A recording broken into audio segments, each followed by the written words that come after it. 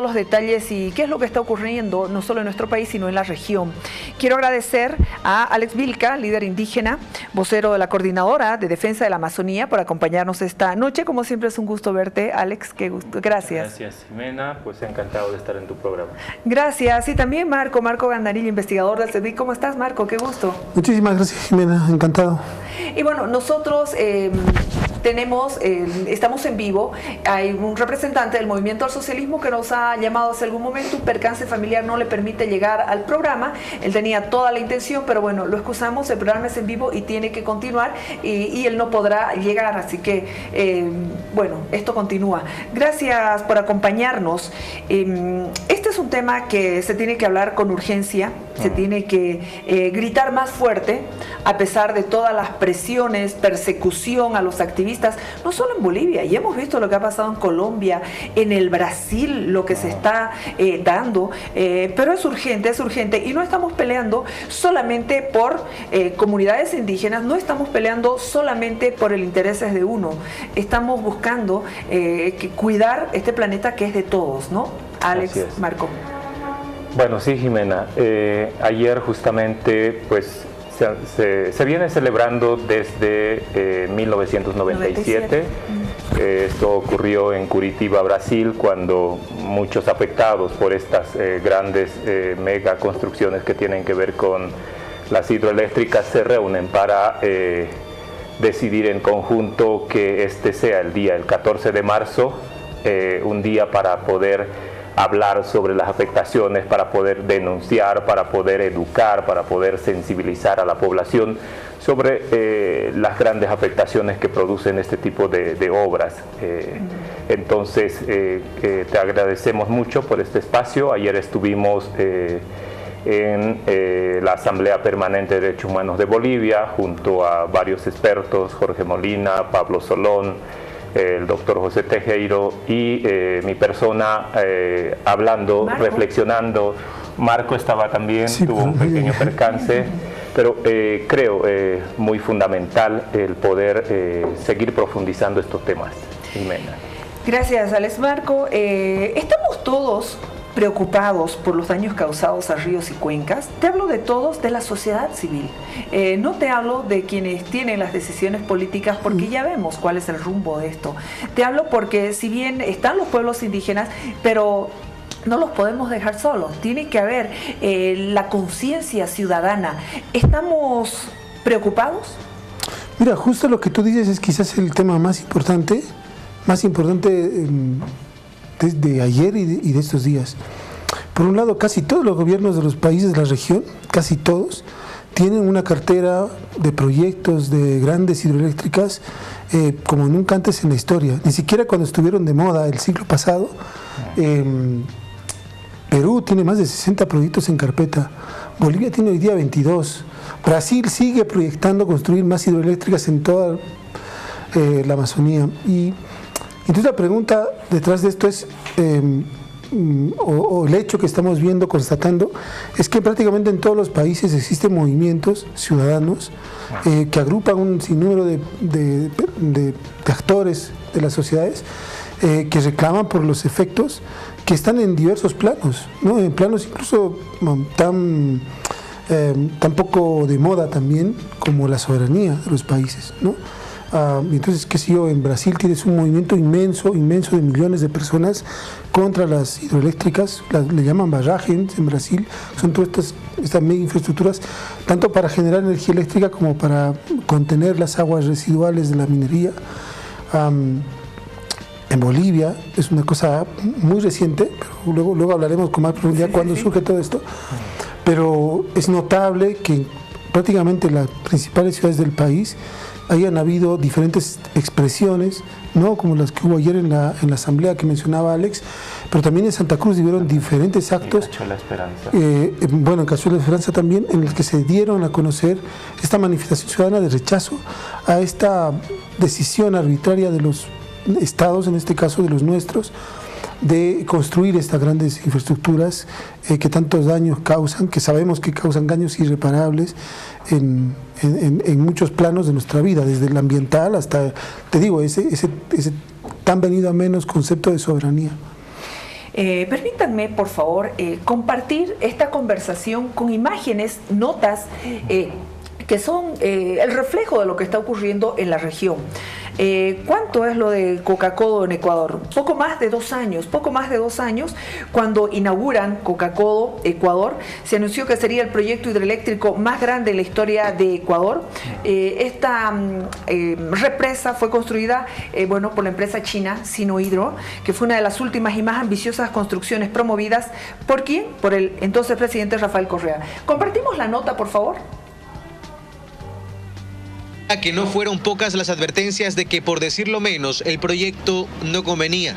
Destacan una entrevista realizada al exministro de Energía, Fernando Santos, quien aseguró que en la década de los 80 funcionarios de gobierno habían rechazado una versión más pequeña del proyecto, debido a las condiciones del terreno y a su cercanía con el volcán Reventador. The New York Times revela las conclusiones de una revisión independiente del proyecto, realizada en 2010 por una agencia gubernamental mexicana que advertía que la cantidad de agua en la región con la que funcionaría la presa no se había estudiado en casi 30 años. Luciano Cepeda, ex gerente del proyecto, reconoció al medio estadounidense que altos funcionarios del anterior gobierno presionaron para que se proceda a la construcción de la hidroeléctrica pese a las advertencias. Sin embargo, el dinero no estaba a la mano. El proyecto fue financiado con parte de los $19.000 millones que el gobierno anterior pidió prestado a China, préstamo pagado con venta anticipada de crudo, tema que hoy es motivo de una investigación en fiscalía que alcanza al expresidente Rafael Correa. Pero el proyecto hidroeléctrico también lo envuelven escándalos de corrupción, partiendo de que todos los funcionarios de alto nivel involucrados en su construcción se encuentran presos o sentenciados. El ex vicepresidente Jorge Glass, el ex contralor Carlos Polit y el ex ministro de Electricidad Alexei Mosquera, todos envueltos en la trama de corrupción de la brasileña Odebrecht. No obstante, según la investigación, hay evidencias que sugieren que otros sobornos vinieron desde China. Se remontan a la grabación hecha en 2016 por José Conceizao Santos, en la que se escucha al ex contralor Polit asegurar en sus palabras que los chinos ya habían pagado. Funcionarios de la Fiscalía ecuatoriana aseguraron al medio estadounidense que la entidad se encuentra tras la pista de 13 transferencias bancarias por $17,4 millones, autorizadas por Ricardo Rivera, tío del ex vicepresidente. El tema de las represas, las decisiones políticas, las advertencias, todas las observaciones que hacen, fisuras evidentes, que puede costar decenas de millones de dólares superar el perjuicio económico y obviamente en todo esto corrupción. Esta es la realidad que nos reflejan y ya vamos a ver enseguida más casos de represas. Evidentemente, Jimena, lo que está sucediendo en los países latinoamericanos, en este caso Ecuador con Coca-Codo Sinclair, creo que es una muestra de lo que podría ocurrirnos a los bolivianos. La promesa del expresidente Correa de convertir a los ecuatorianos en el corazón energético es la misma propuesta que está haciendo el gobierno de Evo Morales a partir de la construcción de una serie de megaproyectos hidroeléctricos en nuestras 2 cuencas hidrográficas más importantes que tenemos los bolivianos. La situación, como se ve en este informe, pues genera una serie de conflictos. En este caso, por ejemplo, las grandes construcciones que tienen que ver con hidroeléctricas son un foco evidentemente de corrupción y no de montos pequeños. Estamos hablando de que estas grandes infraestructuras tienen costos superiores a los 2.000 millones, 3.000, 5.000 millones. Incluso en el caso de las mega hidroeléctricas en Bolivia, solo el Chepete estaría por encima de los 7.000 millones de dólares. Y si sumamos Chepete, Bala, Cachuela Esperanza, Rositas, estamos hablando fácilmente de una inversión que estaría por encima de los 10.000 millones de dólares. Eso es más que la deuda externa que tenemos los bolivianos en este momento. Entonces, imaginemos que estos grandes montos están en juego, ¿no? Porque de algún lugar tienen que salir estos recursos. Normalmente son grandes entidades bancarias las que ponen ese recurso, y quienes ejecutan normalmente siempre son empresas transnacionales. El caso de de Sinohydro, que construye esta hidroeléctrica en Ecuador, y que al cabo de 2 años pues se empieza a encontrar cantidades de fisuras en la infraestructura. Obviamente que reparar eso, Jimena, demanda muchos millones de dólares, y esta es, creo, repito, una advertencia para el pueblo boliviano, para los ciudadanos, para quienes estamos en especial siguiendo de cerca estos proyectos, megaproyectos. En Bolivia hay uno que ya se está ejecutando, el caso de Ibirizu, en el Parque Nacional Carrasco, la misma empresa que ha construido Coca-Cola Sinclair. Bueno, Sinohydro está en muchísimos proyectos, ¿no?, en el país. Pero ¿qué pasa? Hay instituciones como el CEDIV, hay la Fundación Solón, la misma Universidad Mayor de San Andrés, que hace estudios, que advierte sobre riesgos, cuestiona el tema del impacto ambiental, y no hace caso el poder político. No, ese es el primer problema que tenemos a nivel de estas grandes infraestructuras. Bueno, lo decía muy bien Alex, y de una forma muy gráfica. Es decir, los que tenemos en carpeta en Bolivia, los más grandes, solo los más grandes, representan más que la deuda externa. Es decir, nunca en nuestra historia hemos construido infraestructuras tan grandes, tan costosas, y además de forma tan poco transparente. Que esa es digamos, la base. Van a endeudar a nuestros bisnietos y no sabemos exactamente. cómo. Es decir, dicho en claro. Hecho. Es decir, están comprometiendo el futuro del país, pero de verdad. O sea, es decir, creo que no hay un antecedente previo. O sea, ni los trenes de la época de los varones del estaño podrían ser comparados con lo que representan en términos del futuro del país, la construcción, todo lo que implica la construcción de estas infraestructuras, y sin embargo se lo hace de la manera más oscura posible. Es decir, Alex, la gente también afectada en Rositas, han estado demandando que en principio solamente los estudios se hagan públicos. Es decir, la base de las ideas sobre las cuales se va a planificar la construcción de esas infraestructuras. Y ya solo por eso han habido una serie de sucesos para impedir que se sepa, que se conozca, que se fiscalice, que se participe. Y esto es una constante en todos los proyectos, en todos los que implican construcción de estas grandes infraestructuras. De por sí se niega el derecho a la participación de la sociedad civil, sean los afectados, sean los centros de investigación, sean las ONGs de derechos humanos, cualquiera, los periodistas, ¿no? Quedamos todos fuera, y las decisiones se toman en pequeños grupos, normalmente en entidades que yo digo en nuestro caso son las más desinstitucionalizadas. ENDE es una institución que no termina de elegir por las reglas que manda a sus autoridades, a sus máximas autoridades, y sin embargo es la entidad junto con la ABC que maneja la mayor proporción de la inversión pública en el país en toda la década y ahora en pocos años. Entonces, quizás es la madre del cordero de los problemas, ¿no? O sea, se planifican mal las obras, hay un mal diseño de ingeniería en casi todas el mayor cuidado que hay que tener habida cuenta de un sinnúmero de factores, es decir, incluyendo los terremotos, los sismos, claro, ¿no?, que hacen que muchas de estas obras se caigan, no se toman en cuenta porque hay unas ciertas prisas, por un lado electorales. Casi todos los gobiernos que hacen estas obras quieren presentarlas como la salvación para sus países, ¿no? Y de pronto más bien son la peor maldición. Sí. Hemos visto que los gobiernos populistas han presentado infraestructura, megas, con el tema electoral, sí, es evidente. En la cuenca andino-amazónica que comparten Bolivia, Brasil, Ecuador, Perú y Colombia, hay más de 150 represas activas y otras que se encuentran en construcción, pese a las protestas y rechazo principalmente de los pueblos indígenas y de algunos institutos de investigación y también de algunas universidades. ¿Estamos aprendiendo las lecciones? ¿Estamos aprendiendo de los ejemplos que tenemos? Por ejemplo, en Colombia, voy a pedir a mis invitados y a todos ustedes que nos siguen hoy en el Jaque Mate, compartir una realidad que la hemos visto aquí también en el programa de manera muy continua. Por favor, lo de Hidroituango.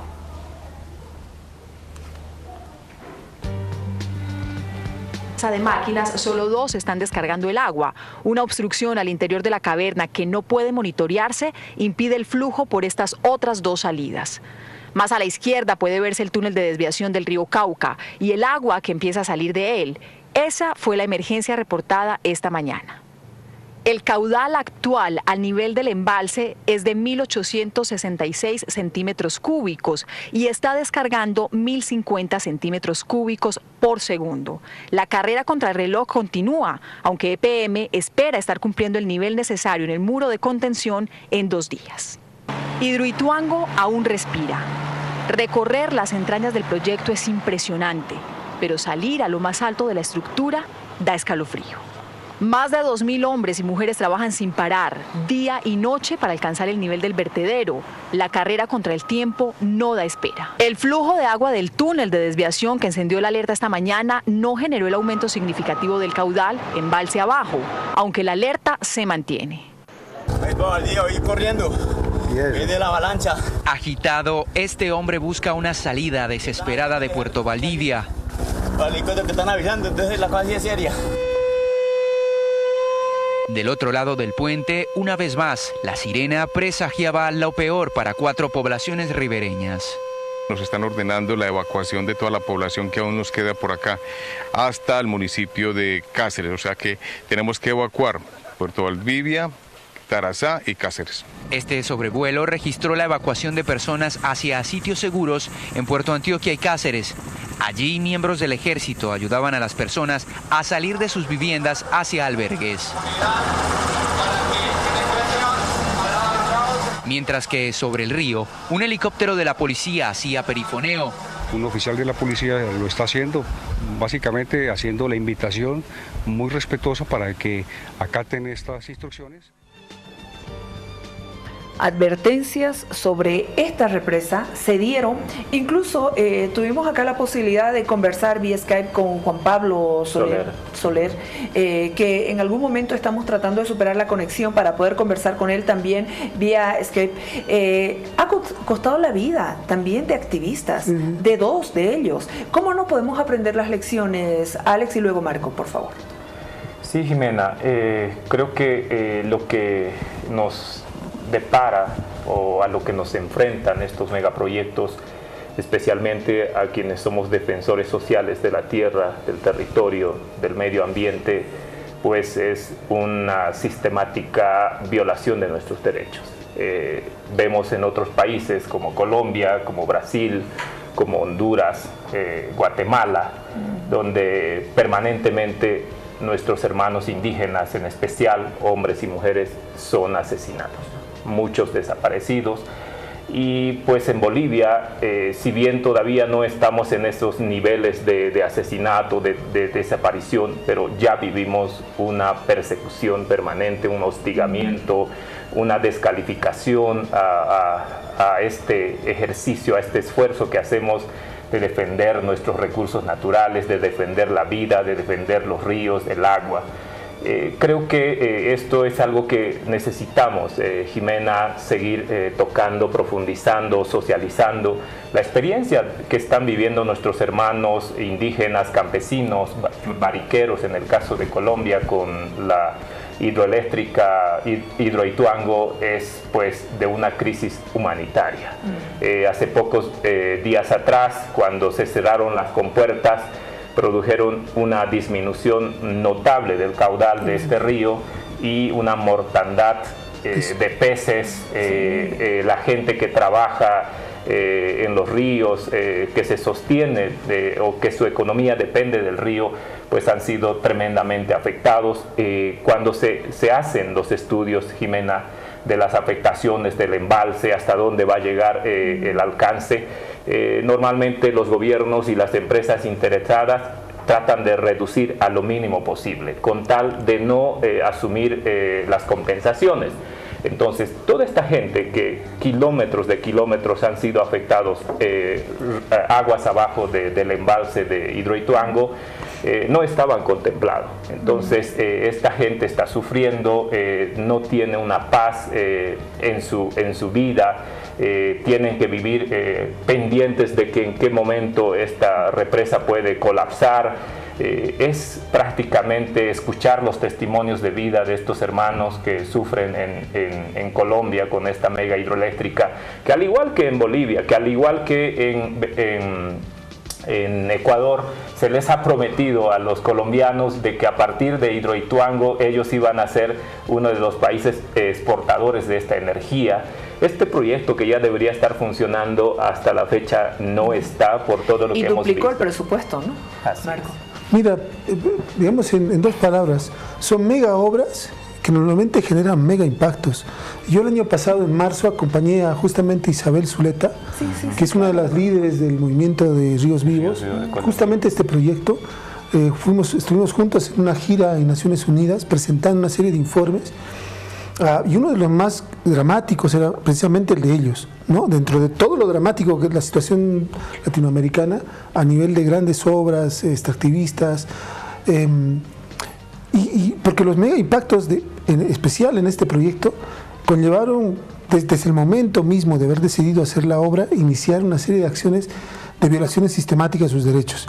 Para empezar, la empresa se negó y se niega hasta hoy de reunirse con ellos, no los reconoce como interlocutores válidos. Todos aquellos que han manifestado preocupación por lo que está pasando hoy día, y hoy día son los hechos, ¿no?, han sido desde el principio tratados como interlocutores no válidos. Entonces no se han sentado jamás a negociar cosas tan básicas en el derecho internacional de derechos humanos como los cuerpos que habían ahí producto de la guerra interna, ¿no?, y que le iban a negar, y han negado de hecho a la gente el derecho a eso, se llama a la paz, es decir, a encontrar a sus muertos, a desenterrarlos y a poder enterrarlos. Bueno, desde eso hasta cosas ya muy graves como los asesinatos que se mencionaban, es decir, han matado un sinnúmero de líderes o personas vinculadas con el movimiento. De hecho, Isabel tiene un programa extremadamente inhumano, ¿no? Una situación, ella vive todo el tiempo pendiente de su seguridad, porque sabes, en Colombia matan cada día, creo, a dos activistas, y ella personalmente tiene una situación muy compleja, que tiene que vivir realmente con unas situaciones muy restrictivas a su vida. Pero bueno, el hecho de fondo es que, o sea, no podemos casi contar el número de impactos en los derechos de estas personas, desde quitarles el derecho al trabajo, es decir, la mortandad de peces. Los pescadores se quedaron sin una fuente de vida y de sostén económico, de sostén de vida, y el resto de la población es lo mismo, es decir, ahora mismo viven en una situación humanitaria, son desplazados, son personas que ahora tienen que cómo estaban, y no volvieron a sus lugares, por si acaso, no han vuelto a sus comunidades. Persiste el riesgo, ¿no? De acuerdo con el Fondo Mundial para la Naturaleza, en el mundo existen más de 45.000 presas en actividad, cerca de 2.000 en construcción. Las represas se encuentran en los primeros lugares de las listas de infraestructuras peligrosas para el medio ambiente, con todos los efectos que tanto Alex como vos, Marco, han manifestado claramente. Este año, lo que sucedió en Brumadinho, en el Brasil, el 25 de enero, la empresa minera ubicada en Brumadinho, una ciudad del sureste de Brasil, colapsó, liberó una ola de desechos y toneladas de barro que arrolló casas, negocios, residentes que encontró en su camino, y el suceso causó la muerte de 157 personas y todavía hay 182 desaparecidos. Prácticamente ha sido arrasada por esta suerte de mar de lodo, ¿no? Una sustancia que ha arrasado con numerosos sectores de esta localidad, pero que también es tóxica. Se está trabajando porque se reporta por lo menos 200 desaparecidos hasta el momento. Las autoridades también hablan de varios muertos y el gran despliegue que se ha montado a través de Defensa Civil, que trabaja con numerosos helicópteros para rescatar a las víctimas. Estamos viendo imágenes de lo que pasa ahora allí en Minas Gerais, en Brasil, concretamente en la localidad de Brumadinho, donde, como vemos, se ha transformado en una suerte de mar de lodo que ha arrasado con numerosas edificaciones. Bueno, ahí estamos viendo las imágenes, el colapso de la represa. Los expertos coinciden que se trata de una tragedia, pero no fue una sorpresa. Existían todos los elementos para una posible catástrofe. Durante años se ignoraron las señales de advertencia. Son imágenes, son experiencias muy duras, Jimena, las que podemos observar, y quienes padecen de las afectaciones de estos crímenes. En realidad no es un producto meramente de la naturaleza, esto es un producto de la actividad humana, de esta actividad minera que en muchos casos son a cielo abierto, y para que estas empresas puedan lucrar, pues hacen este tipo de presas para sostener todos sus desechos, pero que al parecer no tienen una garantía. Y sabemos de que durante el colapso, por ejemplo, de esta presa en Brumadinho, en Minas Gerais, no se activaron, por ejemplo, las sirenas, las alarmas, y entonces la gente estaba expuesto al crecimiento de este caudal de barro, de lodo, que terminó llevándose casas, todas las viviendas, sus áreas de cultivo, sus animales. Terrible, fue terrible. Algo que, claro, eso es son prácticamente catástrofes causadas por la ambición desmedida del ser humano.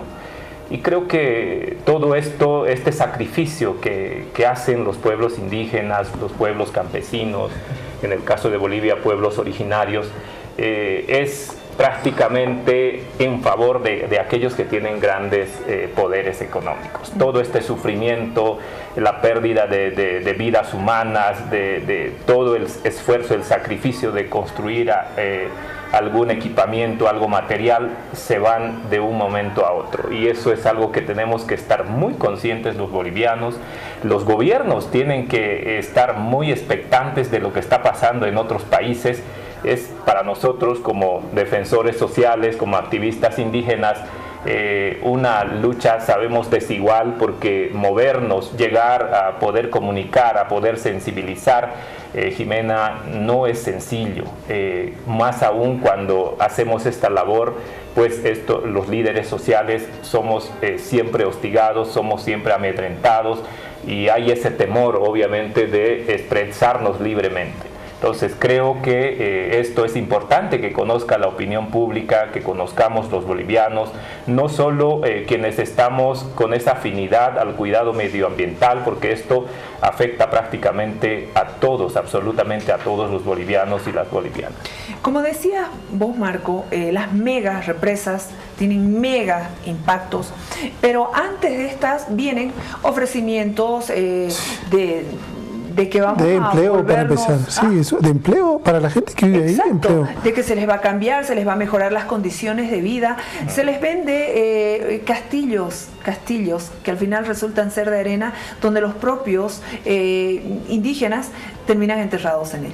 No, mira, que estos últimos casos que estamos viendo, han tenido una serie de informes. Yo también estaba acompañando uno de ellos, de colegas míos en Brasil, de varias universidades que hicieron monitoreos independientes del primer desastre, que fue el desastre también de la misma empresa Vale.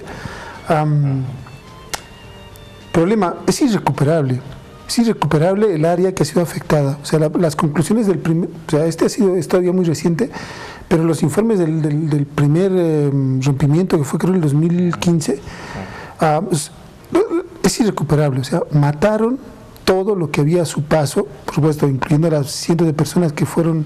157 personas muertas y 200 desaparecidas. Pero la primera, porque este tipo de embalses son embalses de tóxicos, claro. Son embalses de tóxicos. Sí, lo que hay ahí son como en algunos de los diques de colas malísimos, pero en dimensiones mucho más pequeños que tenemos acá, son diques de tóxicos. O sea, no son material estéril, no son solamente lodo, no, son lodos químicos, están llenos de lixiviados, llenos de materiales altamente tóxicos que se liberan. En este caso, en el primer incidente que hubo, llegaron hasta el Atlántico.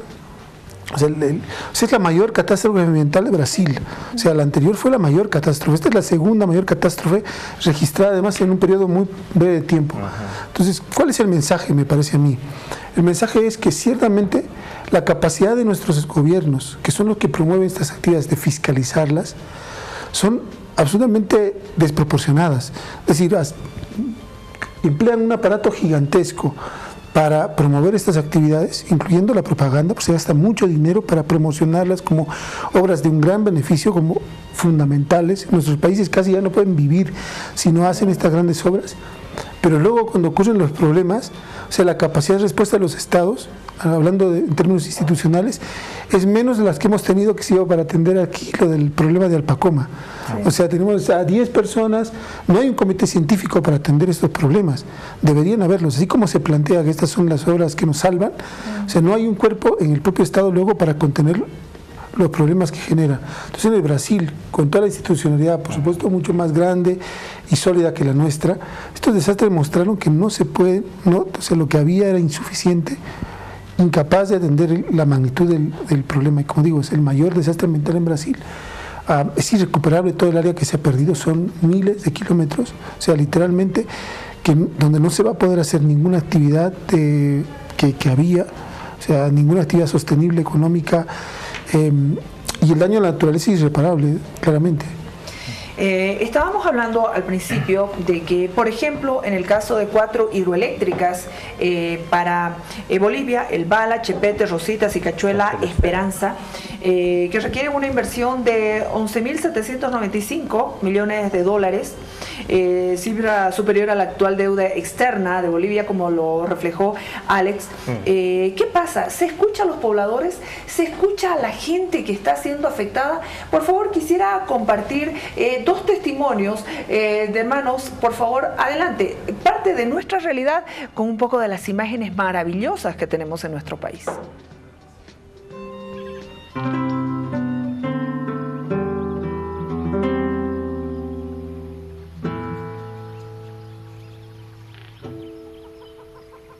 Bueno, para nosotros este lugar significa todo, porque como ustedes ven aquí, nuestra naturaleza es muy linda, es muy natural, es todo vegetal. El problema es, ¿no?, que quieren hacer la represa, quieren, o sea, taparnos con agua, ¿no? Son 44.000 hectáreas que se van a inundar de agua, digamos, toda la zona acá. Son más de 500 familias, son 12 comunidades las que están afectadas, ¿no?, de este proyecto.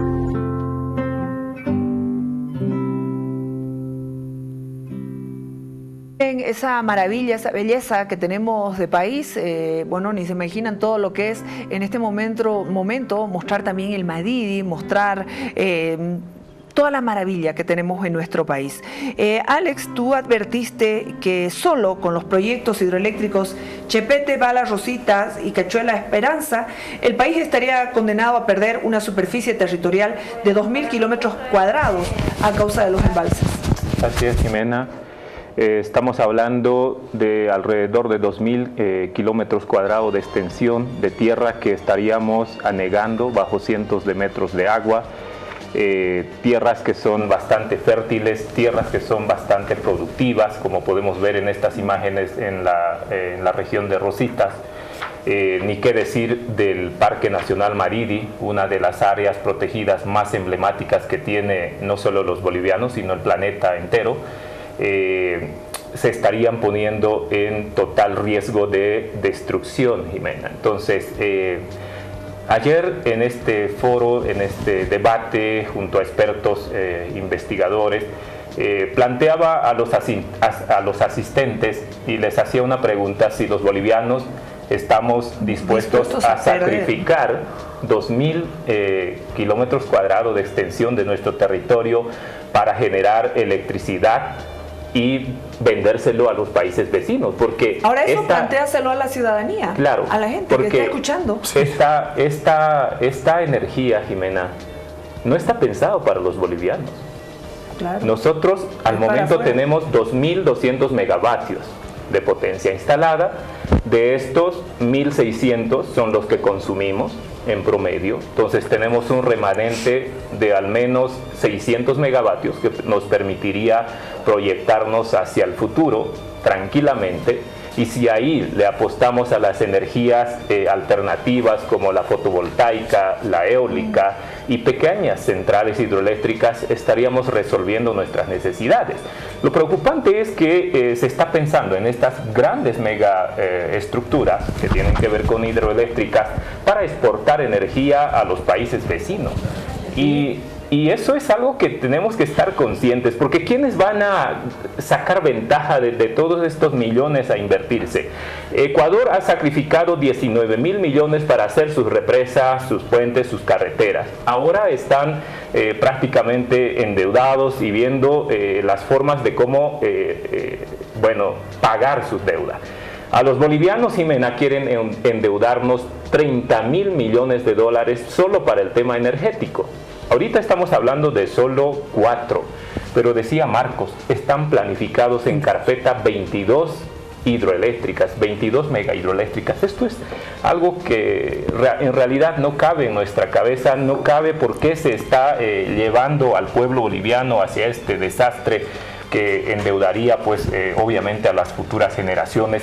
Esta gran riqueza que tenemos nos permitiría hacer maravillas en otros aspectos, como el ecoturismo, como el turismo sostenible, apostarle a las energías verdes, ¿no? Más responsables. Finalmente, Marco, contigo, ¿por qué? ¿Por qué está ocurriendo esto? ¿Por qué en este caso estos países siguen apostando a este tipo de energía, siguen apostando a este tipo de proyectos? Un día como el de ayer tendría que ser todos los días, donde tenemos que exigir políticas de protección al medio ambiente. En Bolivia, el Poder Judicial está en contra de los pueblos indígenas. Lo hemos visto con todos los procesos judiciales que se han dado en Cochabamba. Está la decisión política, inspecciones.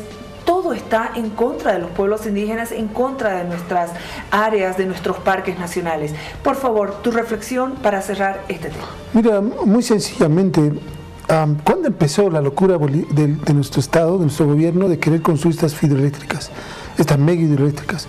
Comenzó el año 2014, el año en que se dieron cuenta de que empezaron a caer los precios del gas natural.